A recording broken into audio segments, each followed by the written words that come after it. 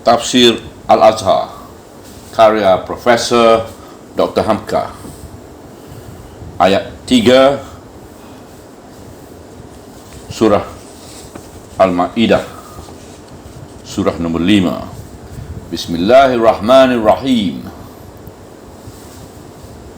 حرمت عليكم الميتة والدم ولحم الخنزير وما أهل لغير الله به والمنخنقة والموقوذة والمتردية والنطيحة وما أكل السبع إلا ما ذكيتم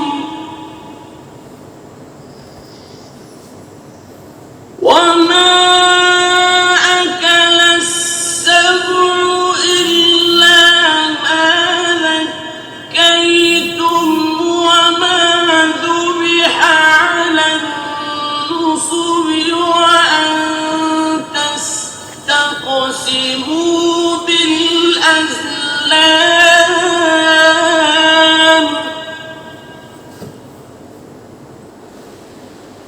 ذلكم فسق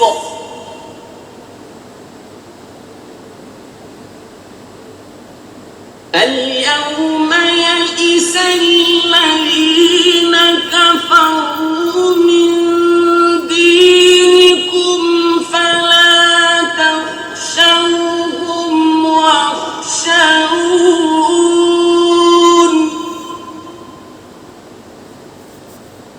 اليوم أكملت لكم دينكم وأتممت عليكم نعمتي ورضيت لكم الإسلام دينا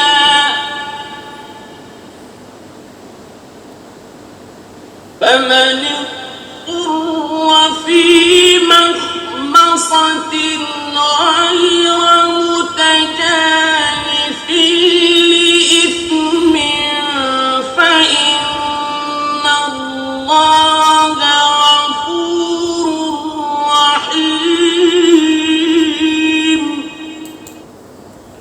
Ayat ketiga. Diharamkan bagi kamu bangkai dan darah dan daging babi dan apa-apa yang disembelih untuk yang selain Allah, dan yang mati tercekik, dan yang mati terpukul, dan yang mati terjatuh, dan yang mati kena tanduk, dan yang dimakan binatang buas, kecuali yang sempat kamu sembelih dan yang disembelihkan di atas nusub, dan bahawa kamu melihat nasib dengan undi. Yang demikian adalah kedurhakaan. Pada hari ini telah putus asa orang-orang kafir daripada agama kamu. Lantaran itu, janganlah kamu takut kepada mereka dan takutlah kepadaku. Pada hari ini telah aku sempurnakan bagi kamu agama kamu dan telah aku lengkapkan atas kamu nikmatku dan telah aku redai Islam itu untuk agama bagi kamu. Akan tetapi, barang siapa yang terpaksa pada waktu kelaparan bukan kerana sengaja tidak berdosa, maka sesungguhnya Allah adalah Maha Pengampun lagi penyayang. Makanan yang terlarang. Di ayat 1 telah diterangkan makanan yang halal, iaitu sekalian binatang ternak yang biasa diternakkan oleh orang, ialah unta, kambing, biri-biri dan sapi, ayam dan itik. Di negeri kita bertambah dengan kerbau, iaitu sebangsa dengan sapi. Semuanya itu halal kamu makan. Sekarang Allah menunjukkan lagi apa pula yang diharamkan kamu makan. Maka diuraikan satu demi satu mana yang diharamkan itu. Diharamkan bagi kamu pangkal ayat 3. Bangkai. Pertama, bangkai, iaitu segala binatang yang mati kerana bukan disembelih, misalnya kerana sakit atau kerana sangat payah, meskipun binatang-binatang ternak sendiri. Kedua, dan darah. Segala macam darah haramlah dimakan atau diminum, termasuk darah binatang yang disembelih lalu ditampung. Tetapi meskipun bangkai dan darah haram dimakan atau diminum, ada dua macam bangkai dan ada dua macam darah yang halal. Berkata Imam Abu Abdullah Muhammad bin Idris Asy-Syafi'i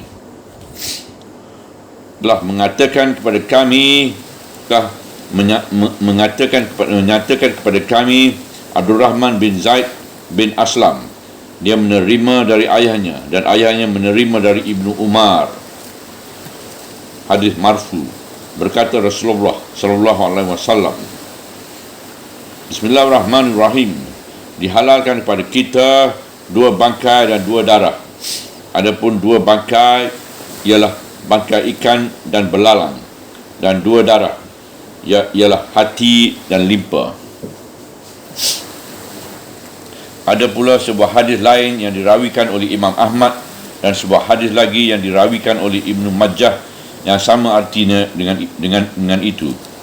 Dan lebih kuat lagi sebuah hadis yang dirawikan oleh Bukhari dan Muslim dan hadis Ibnu Abi Aufa yang mengatakan bahawa dia ini turut berperang dengan Rasulullah SAW pada 7 kali peperangan dan selalu makan belalang.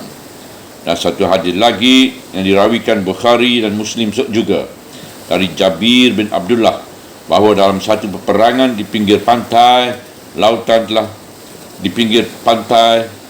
lautan telah menghantarkan bangkai seekor ikan besar ke tepi pantai itu. Lalu seluruh tentera memakannya bersama-sama.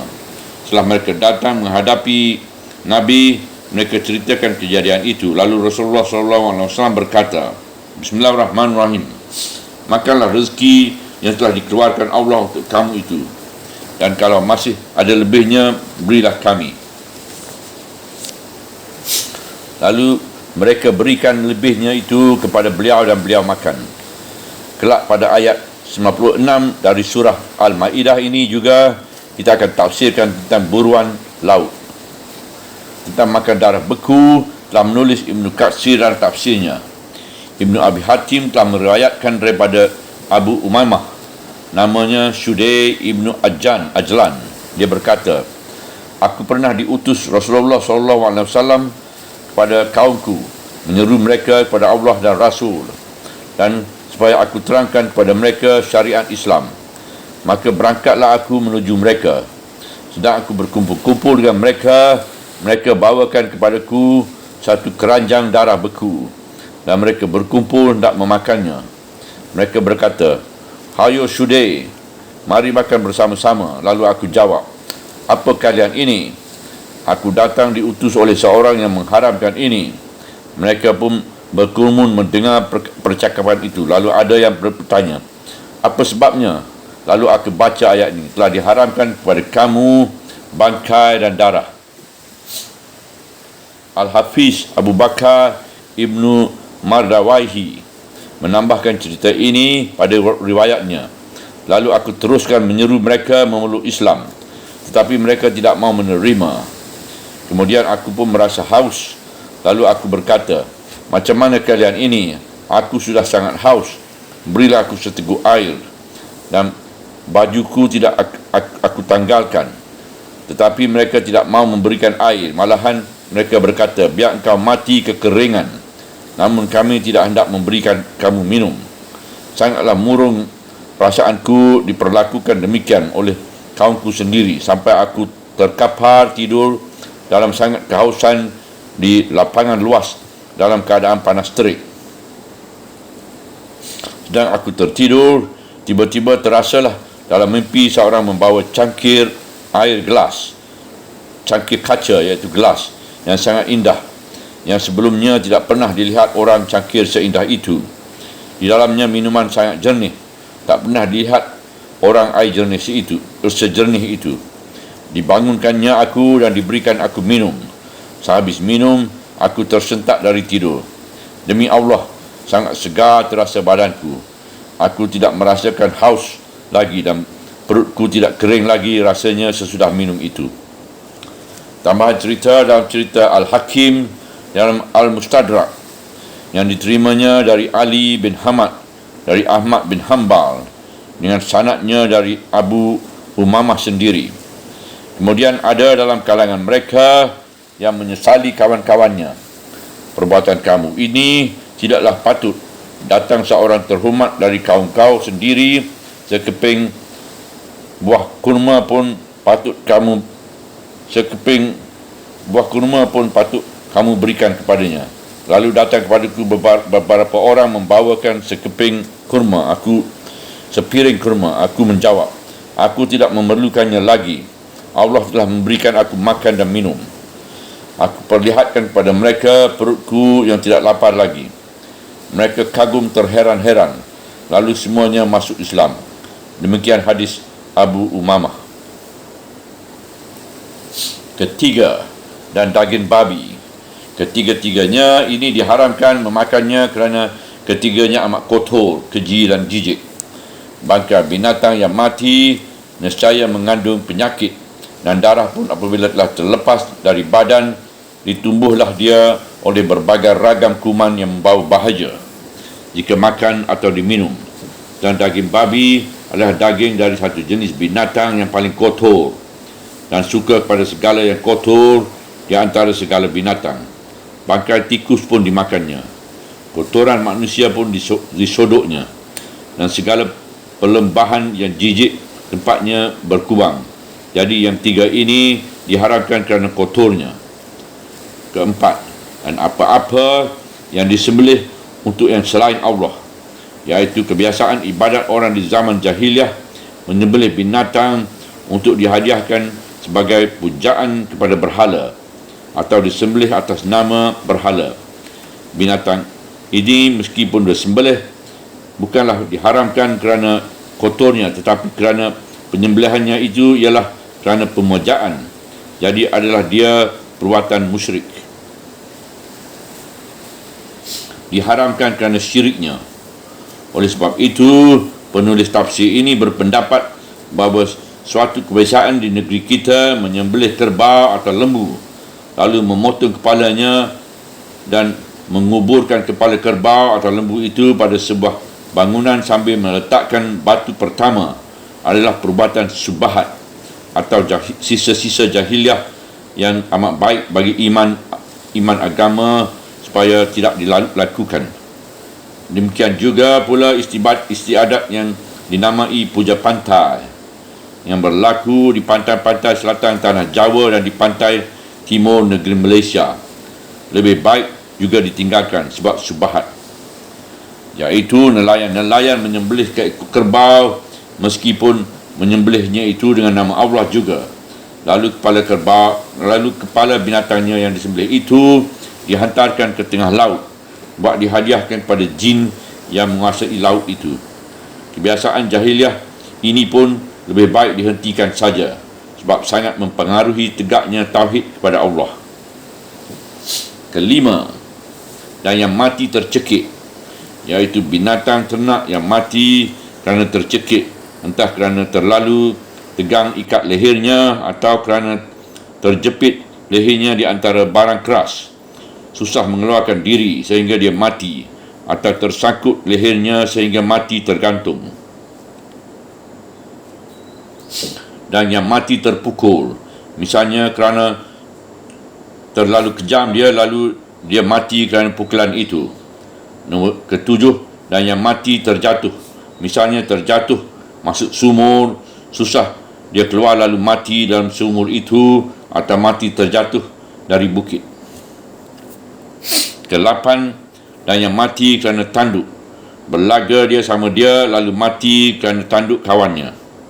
Kesembilan, yang dimakan binatang buas, misalnya kerbau atau sapi yang mati diterkam binatang buas, atau sisa yang mereka tinggalkan sesudah dimakannya atau belum sampai dimakannya, kecuali yang sempat kamu sembelih, iaitu binatang yang daripada kelima sampai ke 9 yang tercekik, terpukul, terjatuh, kena tanduk dan dilukai binatang buas itu, kalau kamu dapati masih bernyawa, lalu segera kamu sembelih sehingga darahnya keluar, maka halallah dia kamu makan. Ke-10, dan yang disembelihkan di atas nursub. Penafsir-penafsir kita biasa memberi arti nursub itu dengan berhala saja. Kita sengaja tidak langsung memberinya arti dengan berhala, sebab maksud yang terkandung dengan arti nusyub itu lebih luas dari berhala. Dalam bahasa Arab, nusyub itu adalah kata jamak daripada nisyab. Asal erti katanya ialah barang sesuatu yang ditegakkan atas atau dipancangkan. Ada juga ahli bahasa mengatakan bahawa kalimat nusyab itu adalah mufrad untuk satu dan jamaknya ialah ansab. Juga diartikan berhala-berhala. Dalam surah Al-Ma'idah ini juga kelak akan bertemu pula kata-kata ansab. Dalam kamus Arab yang dikatakan nisab atau nusab atau ansab itu ialah barang sesuatu yang ditegakkan dan dijadikan sesuatu tanda. Orang Arab menamai berhala itu nusub atau ansab sebab dia ditegakkan atau dipancangkan tinggi untuk dihormati dan dipuja.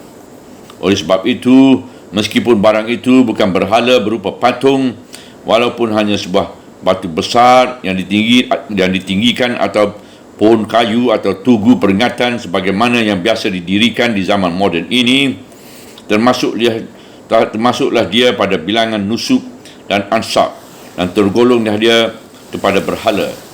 Itu pula sebabnya maka Rasulullah SAW melarang meninggikan kuburan orang yang telah mati kerana ditakuti akan tumbuh perlakuan memberhalakannya.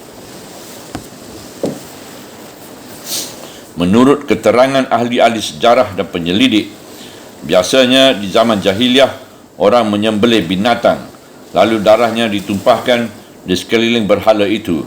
Bahkan berhala itu sendiri dimandikan atau didarahi. Melihat maksud yang terkandung dalam ayat ini, menghormati kuburan berlebihan sambil membina dan meninggikannya sama juga dengan nusyab. Dijelaskan dalam ayat ini bahawa sekalian binatang yang disembelih untuk menghormati berhala-berhala dan nusuk-nusuk itu haram dimakan. Sama hukumnya dengan memakan bangkai. Ibnu Juraj mengatakan bahawa nusuk sekeliling Kaabah di zaman jahiliah sampai 360 buah banyaknya. Namanya macam-macam dan bentuknya pun macam-macam pula. Bukan semata-mata sebagai patung saja. Kata Ibnu Juraj, orang jahiliah menyembelih binatang di sana dan memercikkan darah binatang itu kepada nusuk tersebut. Dagingnya mereka soyak-soyak dengan tangan lalu mereka letakkan ke hadapan berhala itu. Oleh sebab itu, hampir samalah keadaan daging binatang yang disembelih untuk hidangan bagi berhala itu ini, baik dengan memercikkan darah dan mengoyakkan dagingnya dengan yang tersebut di nombor 4 tadi, iaitu menyembelih binatang dengan mengingati nama lain yang bukan nama Allah. Ke-11, dan bahawa kamu melihat nasib dengan undi. Artinya, selain daripada segala makanan yang haram itu, ada lagi satu perbuatan yang haram pula, iaitu melihat untung nasibmu dengan undian. Melihat untung kita artinya dari taksimu. Untung nasib atau peruntungan dalam bahasa Arab disebut kismat. Popular di Eropah dengan kismet. Undian kita ambil menjadi arti daripada azlam. Menurut ahli tafsir bahawa di zaman jahiliah ada alat yang diundikan untuk bertenung melihat untung nasib. Barang itu terdiri dari 3 buah cangkir. Satu cangkir ada tulisan kerjakan. Satu cangkir lagi tertulis jangan kerjakan. Cangkir yang ketiga kosong, tidak tertulis apa-apa. Ketiga barang itu disimpan dalam Kaabah dan dipelihara baik-baik oleh juru kunci Kaabah. Kalau ada seorang hendak musafir, keluar atau hendak kahwin, Dia datang terlebih dahulu kepada juru kunci itu, meminta supaya ketiga cangkir aslam itu dikeluarkan di tenung-tenungnya. Macam dikocoklah ketiga cangkir itu oleh juru kunci, lalu disuruh mencabut satu.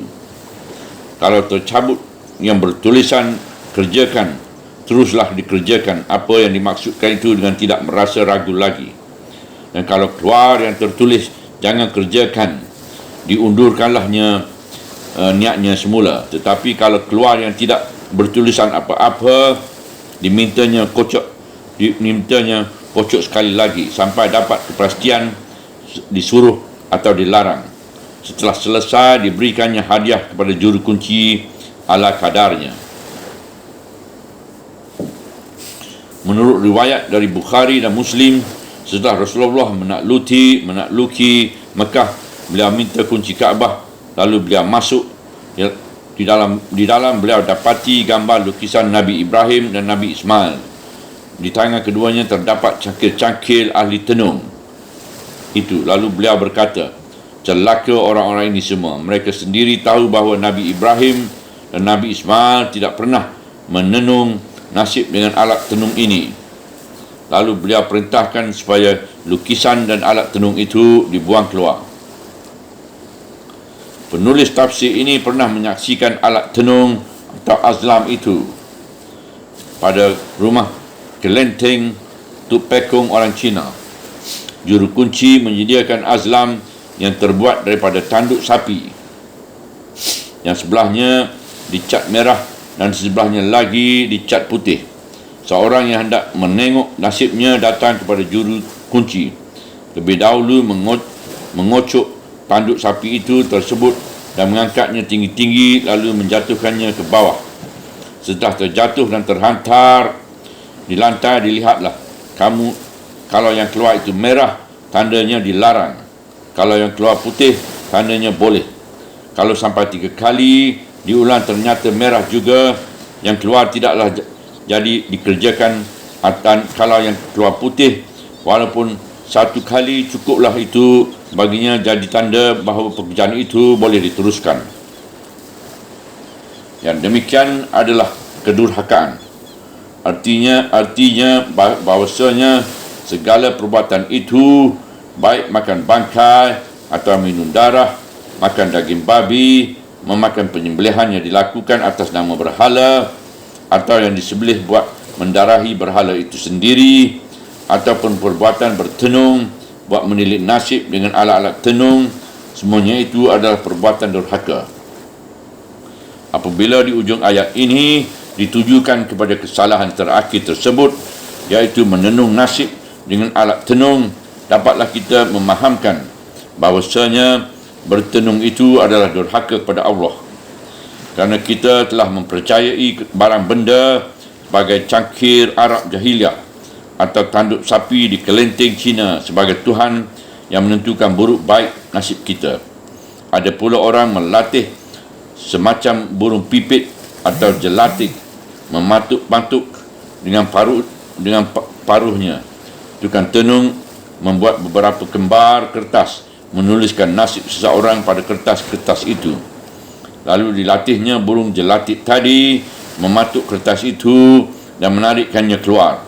Tukang tenung membuka lembaran kertas yang ditarik burung itu, lalu membaca di hadapan orang yang ingin mengetahui nasibnya tadi.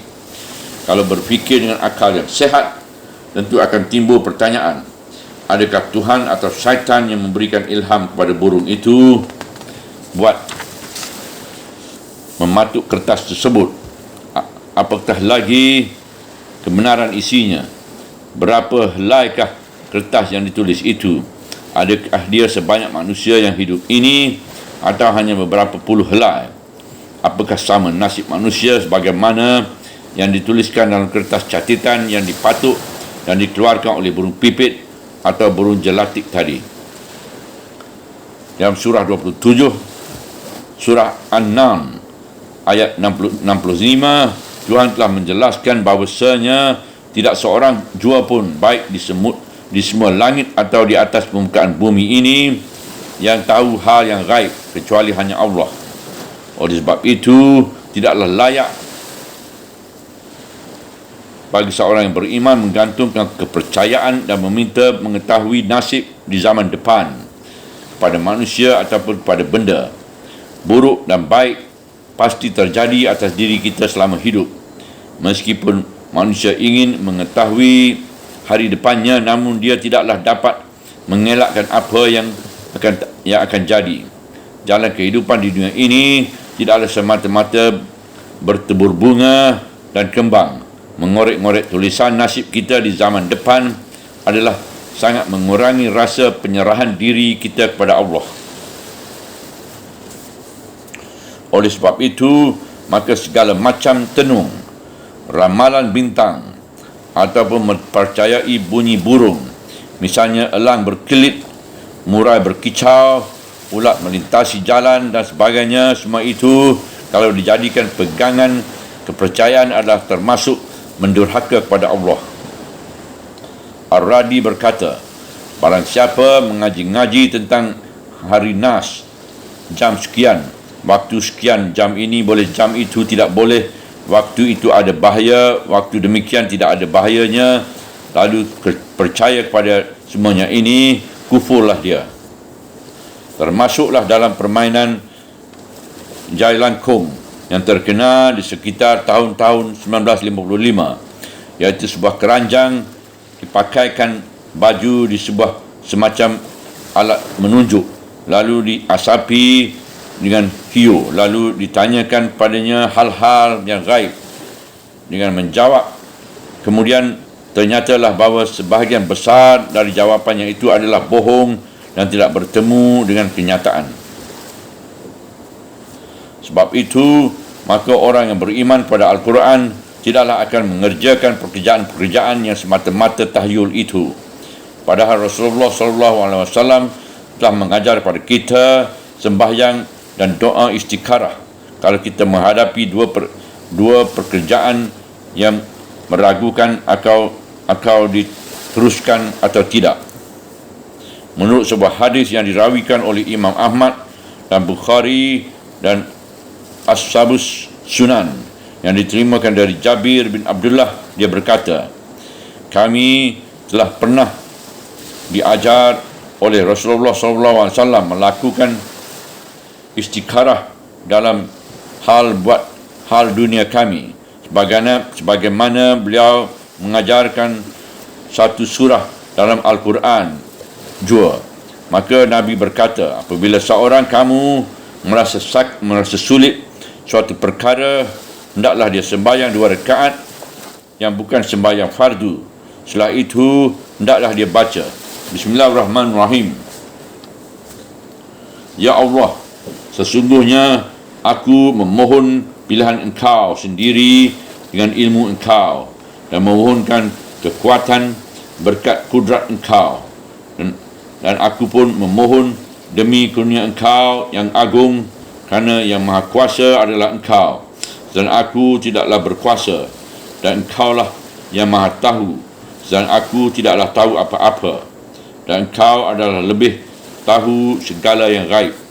Ya Tuhanku, jika Engkau tahu bahawa pekerjaan ini, lalu diterangkan apa yang dimaksudkan, ada baiknya pada aku, padahal pada agamaku, duniaku dan penghidupan aku, dan akibat terakhir dari urusanku dan kesudahannya, dunia dan akhiratnya, maka takdirkanlah dia buat aku, permudahkanlah dia bagiku, kemudian itu berilah aku berkat padanya. Dan jika Engkau tahu bahawasanya dia adalah buruk buat aku dalam hal agamaku dan duniaku dan penghidupanku dan akibat pekerjaanku, maka sudilah kiranya memalingkan aku daripadanya dan memalingkan dia daripadaku. Bagaimana akan jadinya kebaikan jualah kiranya yang Tuhan takdirkan buatku, dan rida Engkau jua yang aku harapkan. Tentu saja sebagai umat yang beriman kepada Allah dan percaya kepada tuntutan dari risalah Nabi Muhammad SAW, resipi dari Nabi inilah yang baik kita pakai dengan ajaran Nabi yang bernama sembahyang istikharah dan doa istikharah ini. Beliau tuntun supaya berhubungan sendiri dengan Allah, tidak dengan perantaran siapa-siapa, bagi minta petunjuk Allah bagaimana yang harus kita perbuat apabila kita menghadapi suatu tugas yang baru di dalam hidup. Asal sembahyang dan doa itu akan kerjalah dengan khusyuknya, nescaya Tuhan akan menunjuki jalan. Dan inilah yang baik kita bekerjakan, bukan menanya nasib kepada tukang tenung. Dan dengan adanya tuntutan Rasulullah SAW yang seperti ini, bertambah jelaslah derhakanya seseorang yang masih merenung nasib dengan menilik bintang-bintang, mendengar suara burung-burung atau bersimbang alat-alat tenung yang lain itu. Pertama, derhaka kepada Allah. Kedua, derhaka kepada akal yang sihat. Pada hari ini telah putus asalah orang-orang yang kafir daripada agama kamu, sebagaimana telah diketahui bahawa ayat yang satu ini turun di Mekah seketika Rasulullah SAW mengerjakan haji wada, haji selamat tinggal. Menurut riwayat Bukhari dan dari Umar bin Khattab, turunnya ialah pada petang hari ketika penghabisan wukuf di Arafah hari Jumaat. Ayat ini telah menjelaskan bahawa mulai hari ini orang kafir tidak akan dapat lagi berselantas angan berbuat semau-maunya kepada kamu, kerana kedudukan kamu telah kuat. Peraturan halal dan haram, terutama dalam soal makanan, telah terang dan nyata. Tidaklah ada lagi pintu bagi orang-orang kafir itu buat menarik kembali kaum muslimin ke dalam kekufuran, sebab hidup orang Islam sudah jauh lebih maju dari mereka dan jauh pula lebih kuat dari mereka. Mereka lah sekarang yang mesti menyerah pada kehendak kaum muslimin. Lantaran itu, janganlah kamu takut pada mereka dan takutlah padaku. Bahagian ayat ini menunjukkan disiplin wajar bagi seluruh orang yang beriman. Di mana-mana mereka tidak boleh takut menyatakan makanan apa yang halal mereka makan dan apa yang haram, walaupun mereka tinggal menjadi golongan kecil di atas negeri orang kafir yang jumlahnya lebih besar. Mereka tidak takut kepada siapa pun melainkan kepada Allah.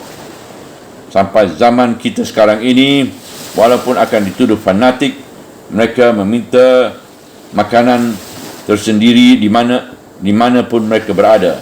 Aku tidak makan babi, aku tidak makan bangkai, dan aku tidak makan darah. Agamaku telah cukup memberi tuntutan sehingga tidaklah segala yang kotor dan keji akan masuk ke dalam pencernaan perut kami. Ini pula yang menyebabkan apabila agama Islam telah meresap ke dalam pandangan hidup kaum muslimin di negeri-negeri Islam, janganlah memakan mendengar nama babi, bangkai, darah beku dan makanan pujaan berhala itu pun saja mereka telah benci.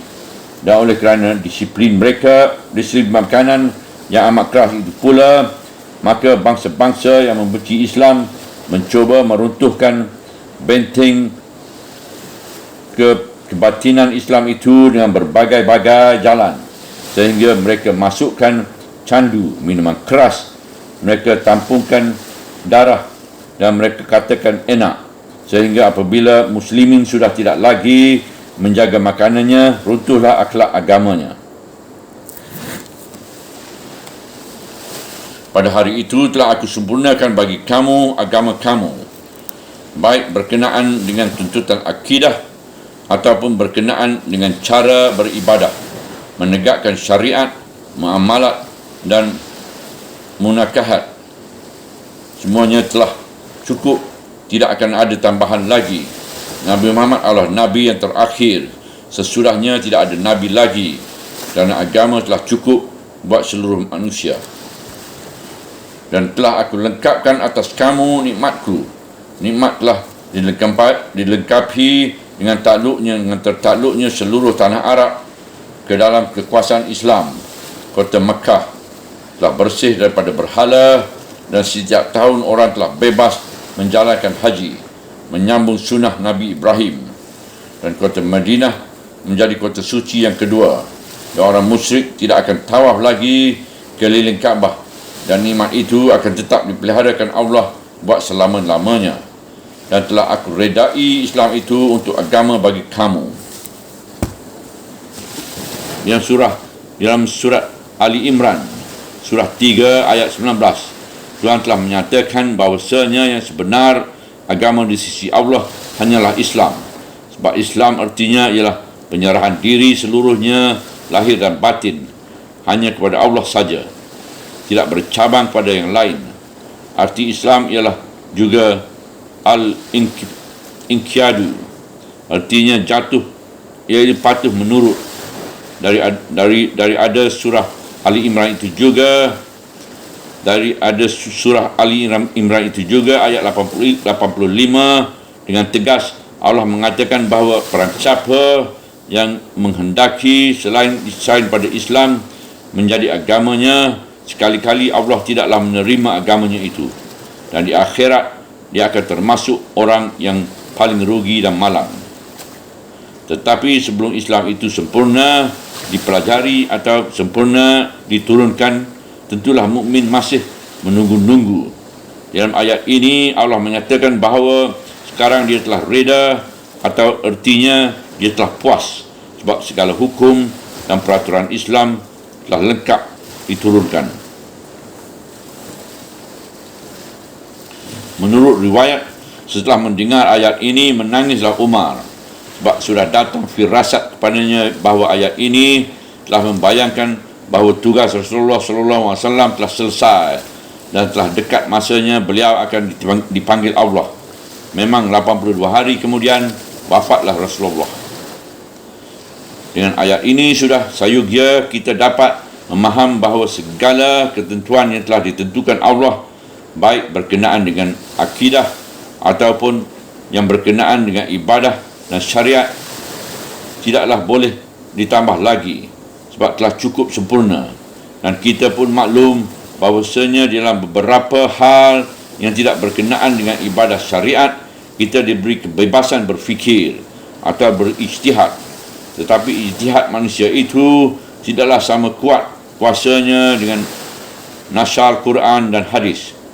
Ulama-ulama yang besar-besar bersungguh-sungguh memeras otak bagi memahamkan sesuatu nas yang masih meminta pembahasan. Tetapi mereka telah memberi ingat pada kita bahawa hasil ijtihad mereka itu bukanlah yakin, bukanlah pasti, melainkan zahaini belaka, iaitu kecenderungan fikiran mereka belaka yang bebas meninjaunya kembali. Jika salah atau tidak tepat menurut ruh syariat, bolehlah ditolak, dan kalau benar melainkan nas Al-Quran itu sendirilah yang benar, lalu mereka diberi taufik mendekati kebenarannya itu. Dalam hal-hal yang muskil berkenaan dengan urusan dunia pun telah cukup pula agama memberikan bimbingan. Kenyataan pertama ialah agama murni menurut yang diturunkan dari langit yang telah cukup dan sempurnanya, tidak dapat dikurangi atau ditambah lagi. Orang yang menambah-nambah bernama tukang bid'ah, sehingga sembahyang umat Islam ke-14 yang lalu sama saja kirapat dan caranya, rukunnya dan syariatnya dengan sembahyang umat Islam sekarang. Dalam hal ini mengenai soal-soal perkembangan peri kemanusiaan, nampak nyata kesempurnaan Islam sebab dia memberikan kebebasan berfikir. Fikirkanlah bagaimana cara dan langkah yang harus engkau tempuh dalam lapangan hidup berpedoman kepada agama yang telah sempurna ini. Islam mengakui adanya evolusi hidup manusia. Tersebutlah dengan jelas di dalam surah 71, surah Nuh ayat 14. Bismillahirrahmanirrahim. Sesungguhnya Dia telah menciptakan kamu tingkat demi tingkat. Ayat ini menunjukkan dengan jelas bahawa keadaan hidup manusia adalah pantare, iaitu selalu berubah tingkat demi tingkat. Orang sekarang, orang seseorang itu atau pertumbuhan peribadi melalui tingkat demi tingkat sejak dari masa nutfah dalam kandungan ibu sampai jadi tua dan mati. Terdapat pengaruh lingkungan, pendidikan, pengetahuan sampai mati, sampai jadi tanah kembali. Bangsa demi bangsa pun melalui tingkat demi tingkat. Manusia sendiri dalam keseluruhannya sebagai khalifah Allah di muka bumi ini pun melalui tingkat demi tingkat. Sehingga disebut orang zaman tembaga, zaman besi dan zaman mesin sampai kepada zaman atom sekarang ini. Maka kesedaran fikiran pun dipengaruhi oleh perkembangan itu. Ayat ini mengakui pengaruh ruang dan masa, pengaruh kehidupan di padang pasir bagi bangsa Arab setelah 100 tahun di belakang itu, setelah mereka mengalahkan kerajaan Parsi dan Romawi dan menguasai sebahagian besar dunia di zaman itu sampai ke Asia Tengah, Hindustan dan negeri China di timur, dan sampai menaklukkan negeri barat sampai ke semenanjung Iberia, iaitu Sepanyol dan Portugal. Sekarang Islam pun melebar melalui negeri-negeri dan benua, dan dia menghadapi berbagai macam suku bangsa dan kaum, dan kehidupan peluknya dipengaruhi oleh iklimnya. Maka Islam yang tak sempurna itu dapat dipeluk dengan reda oleh seluruh bangsa tadi, sehingga mereka berpandu menjadi satu ummah. Dalam kesatuan mereka dengan ummah itu, kita pasti dapat melihat mereka ijtihad kerana berlainan iklim.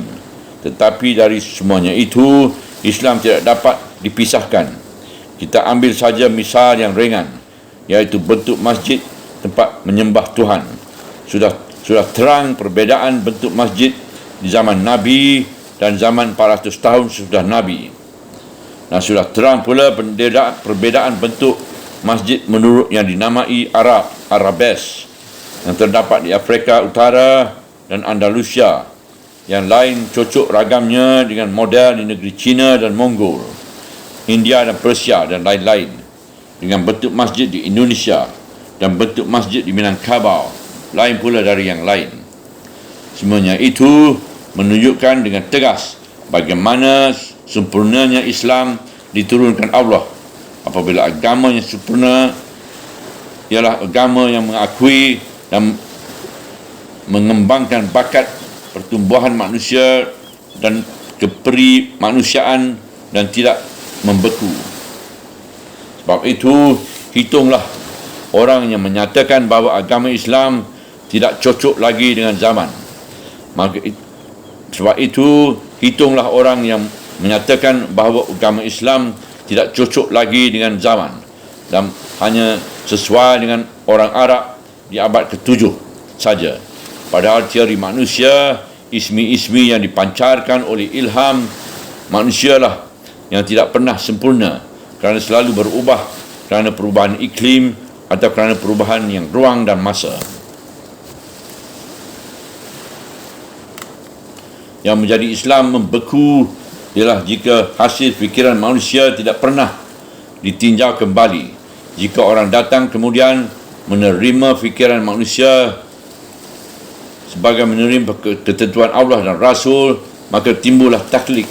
Itulah orang yang telah menyamakan perkembangan agama kerana hasil pemikiran manusia, iaitu kenyataan agama yang kedua tadi dengan agama yang jadi, pokok pegangan yang turun dari langit.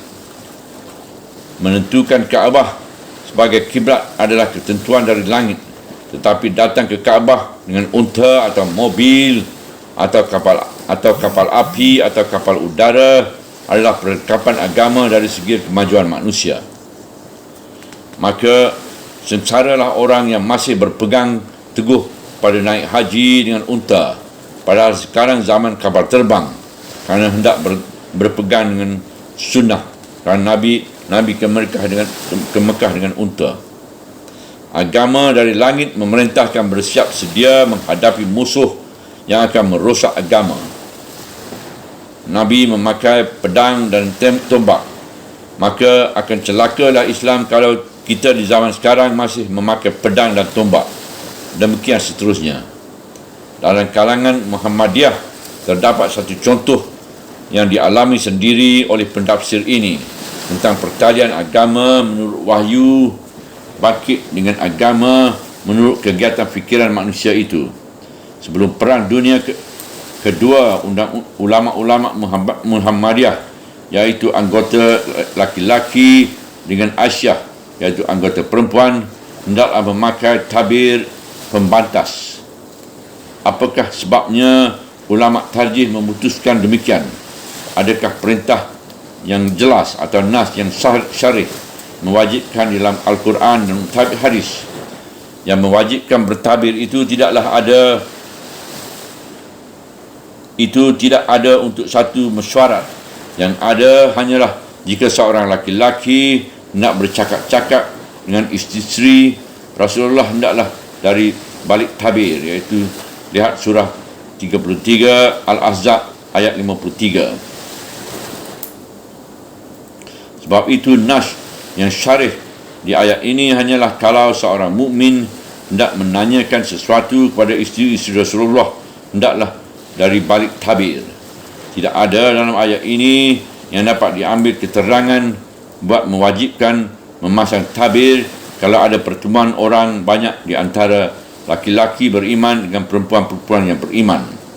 Tetapi tuntutan jika ada pertemuan bersama laki-laki dan perempuan beriman itu ada tersebut dengan jelas dalam surah 24 An-Nur ayat 30 hingga 31, iaitu supaya perempuan-perempuan beriman menahan penglihatan, memeliharakan kehormatan dan jangan menonjolkan perhiasan, iaitu kecantikan. Dan mukmin laki-laki pula diperintahkan menahan penglihatan, memelihara kehormatan, ayat 30. Jadi di dalam ayat 30. Jadi dalam kedua ayat ini hanya sama-sama diperintah agar dalam pertemuan umum menjaga sopan santun. Tapi mengapa majlis tarjih pada waktu ini menyuruh adakan tabir pembatas pertemuan laki-laki dan perempuan? Di sini berlakulah ijtihad, iaitu yang dinamai menutup pintu bahaya. Nescaya hasil pendapat yang seperti ini dipengaruhi oleh ruang dan waktu masa itu, dan seketika hal ini diperbincangkan sebelum diputuskan. Tak ada perlainan pendapat. Tidak seluruhnya setuju dengan pendapat wajib memakai tabir. Dan setelah 30 tahun di belakang, beberapa ulama dalam kalangan Muhammadiyah sendiri tidaklah teguh lagi mempertahankan memakai tabir, melainkan berpegang kepada nas yang nyata dalam surah An-Nur ayat 30 dan 31 itu saja. Sebab itu dalam masa 30 tahun terdapat perbezaan pendapat manusia yang bisa berubah kerana perubahan tingkat. Terdapat lagi misal yang lain, iaitu pada tahun 1930 terjadi pertukaran fikiran yang dahsyat di antara ulama Muhammadiyah, Kiai Haji Mansur dan guru dan ayah saya, Syekh Dr. Abdul Karim Amrullah, dalam soal perempuan berpidato di hadapan majlis umum yang dihadiri oleh banyak kaum laki-laki. Ayahku memulanya berpendapat haram perempuan berpidato di hadapan laki-laki, dan Kiai H. Mansur mulanya berpendirian bahawa perempuan berpidato di hadapan laki-laki itu tidak haram, melainkan jaiz, iaitu boleh saja, tidak terlarang. Setelah mereka bertukar fikiran dalam suasana ilmiah agama yang tinggi, 2-3 jam lamanya, akhirnya mereka keduanya berpendapat bahawa pidato perempuan di hadapan majlis laki-laki itu adalah makruh. Mengapa yang satu menurun dari haram ke makruh dan yang satu lagi naik dari jaiz ke makruh? Sebabnya jelas saja, iaitu tidak ada nas dari Al-Quran dan hadis yang melarangnya. Tetapi kedua alim besar itu berijtihad memakai fikiran matang, fikiran masing-masing dalam menetapkan hukum. Syekh Abdul Karim Amrullah lebih banyak menilik keadaan menutup pintu bahaya tadi, dan beliau pun memakai kaedah usul fiqh yang terkenal, iaitu menolak kebinasaan lebih dahulu daripada mengambil maslahat. Sedang Kiai Haji Mas Mansur memandang bahaya manfaatnya lebih banyak daripada mudaratnya, agar orang laki-laki dapat mendengarkan langsung suara hati kaum perempuan, dan yang akan dibicarakan oleh perempuan itu tidak lain daripada urusan-urusan yang mengenai agama juga. Akhirnya, setelah bertukar fikiran, mereka jadi sefahaman. Syekh Abdul Karim Amrullah mengakui bahawa tidak ada nas yang melarang. Kiai Haji Mas Mansur mengakui bahawa memang bisa timbul mudarat bagi laki-laki bila melihat perempuan naik mimbar.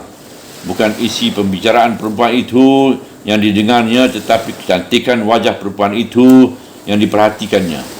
Akhirnya mereka sependapat bahawa hukumnya makruh, dan dalam keadaan usul pun tersebut bahawa sesuatu yang dihukumkan makruh bisa hilang makruhnya bila datang suatu darurat.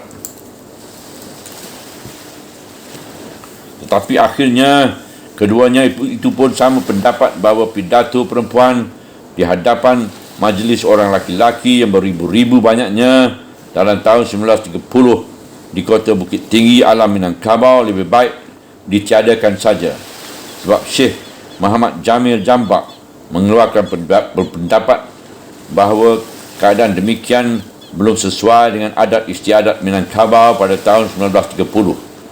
Akhirnya pidato itu ditiadakan.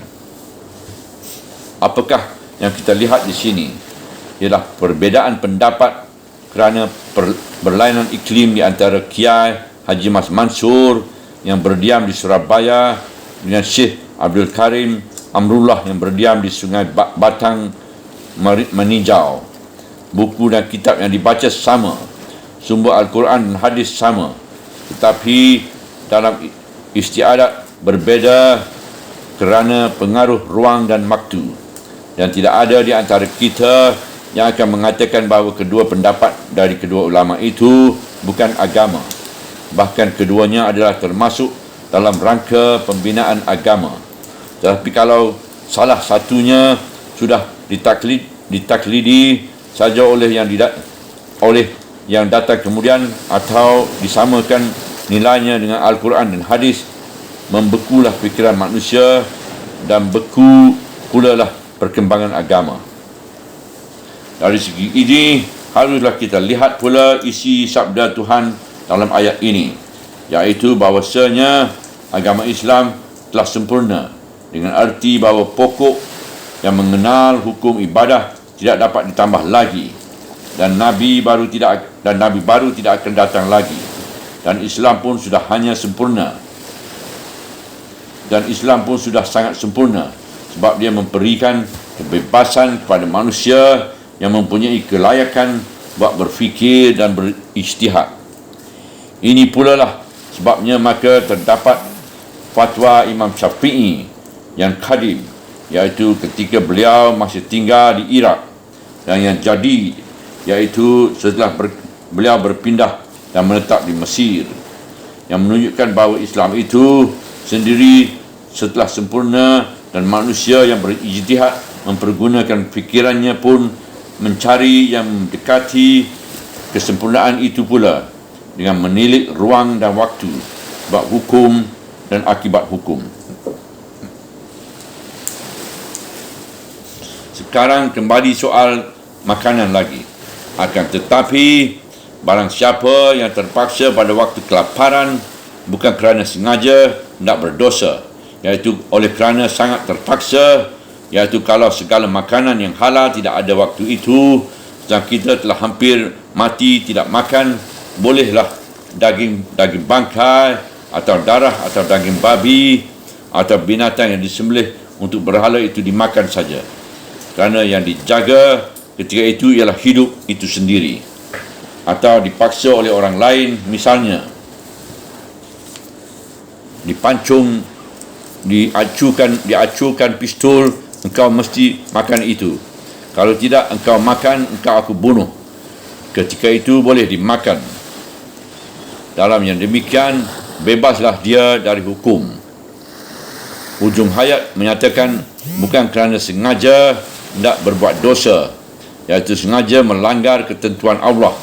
Untuk menjauhi pelanggaran ini, maka memakan daging atau memakan makanan yang haram itu hanya sekadar untuk jangan mati saja, dan setelah kenyang terelak dari mati hendaklah lekas hentikan.